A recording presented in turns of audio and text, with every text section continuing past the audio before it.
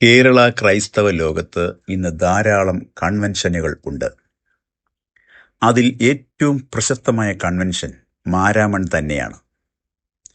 പഴക്കവും തഴക്കവും കൊണ്ട് മിക്കവാറും എല്ലാ ക്രൈസ്തവ സമൂഹങ്ങളും ഈ കൺവെൻഷനിൽ ഭാഗികമായെങ്കിലും പങ്കെടുക്കാറുണ്ട്. മെസ്സേജ് കേൾക്കുക എന്നതിൽ ഉപരി മാരാമൺ മണൽപ്പുറത്ത് ഒന്നിറങ്ങുക എന്നതാണ് മിക്കവരുടെയും ആഗ്രഹം. അടുക്കോടും ചിട്ടയോടും കൂടി ആ കൺവെൻഷൻ അങ്ങനെ നിലനിൽക്കട്ടെ. ഇരുന്ന് കേൾക്കാൻ ഒരു കസേരയ്ക്ക് പോലും 20 രൂപ കൊടുക്കണമെന്ന് കേട്ടിട്ടുണ്ട്. എങ്കിലും മാരാമൺ കൺവെൻഷൻ ഓരോ ക്രിസ്ത്യാനിക്കും അഭിമാനിക്കത്തക്ക തന്നെയാണ് എന്നതിൽ ആർക്കും സംശയമില്ല.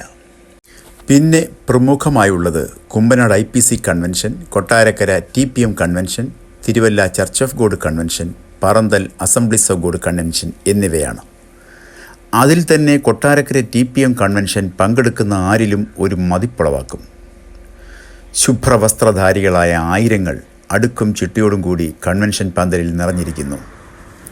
പാസ്റ്റർമാർക്കും സിസ്റ്റേഴ്സിനും ഇരിക്കാൻ പ്രത്യേക സ്ഥലങ്ങൾ, ശാന്തമായ അന്തരീക്ഷം, ശബ്ദ സൗകുമാര്യമോ താളത്തിനോ പ്രാധാന്യം നൽകാതെ ആത്മാവിൻ്റെ നടത്തിപ്പിന് വിധേയരായ പാട്ടുകാർ.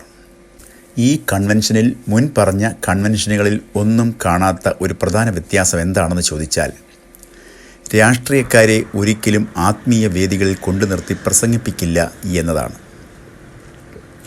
മിക്കവാറും എല്ലാ രാഷ്ട്രീയക്കാരും കൺവെൻഷൻ സമയങ്ങളിൽ അവിടെ വരും. വരുന്നതൊക്കെ കൊള്ളാം. സ്റ്റേജിൽ കസേരയിട്ട് നിലനിൽക്കുന്ന ആത്മീയ അന്തരീക്ഷത്തെ രാഷ്ട്രീയ അന്തരീക്ഷമാക്കി മാറ്റാൻ അവർ ആഗ്രഹിക്കുന്നില്ല.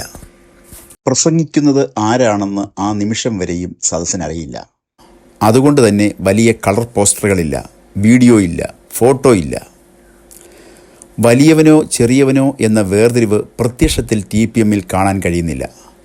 ഉറക്കെ വിളിച്ചു പറയുന്ന പിരിവുകളില്ല എന്നതാണ് മറ്റൊരു സവിശേഷത.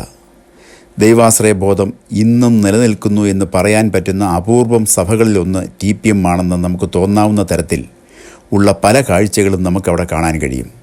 ദൈവം ആ രീതിയിൽ തന്നെ അവരെ തുടർന്നും നടത്തട്ടെ. സുവിശേഷ പ്രസംഗമൊക്കെ കഴിഞ്ഞ് ഇറങ്ങാൻ നേരം എനിക്ക് പരിചയമുള്ള ഒരു പാസ്റ്റർ പറഞ്ഞു, ആഹാരം ഒരുക്കിയിട്ടുണ്ട്, കഴിച്ചിട്ടേ പോകാവൂ. അത്ഭുതത്തോടെ നാം ചിന്തിച്ചു പോകും. ആയിരങ്ങൾക്ക് രാവിലെയും ഉച്ചയ്ക്കും 4 മണിക്കും വൈകിട്ടും ആഹാരം കൊടുക്കുന്ന കൺവെൻഷൻ, അതും 5 പൈസ പിരിവോ സ്പോൺസർഷിപ്പോ ഇല്ലാതെ. എല്ലാ അർത്ഥത്തിലും മനോഹരമായ കൺവെൻഷൻ.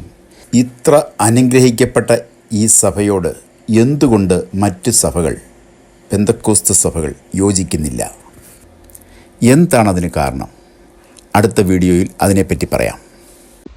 പെന്തക്കോസ്ത് പ്രസ്ഥാനത്തിൻ്റെ ചരിത്ര സംബന്ധമായ കാര്യങ്ങൾ കൂടുതൽ അറിയുവാൻ ഈ ചാനൽ സബ്സ്ക്രൈബ് ചെയ്യുവാൻ ഞങ്ങൾ ഓർമ്മിപ്പിക്കുന്നു. സഹകരിക്കുന്ന എല്ലാവർക്കും പ്രത്യേകം നന്ദി അറിയിക്കുന്നു.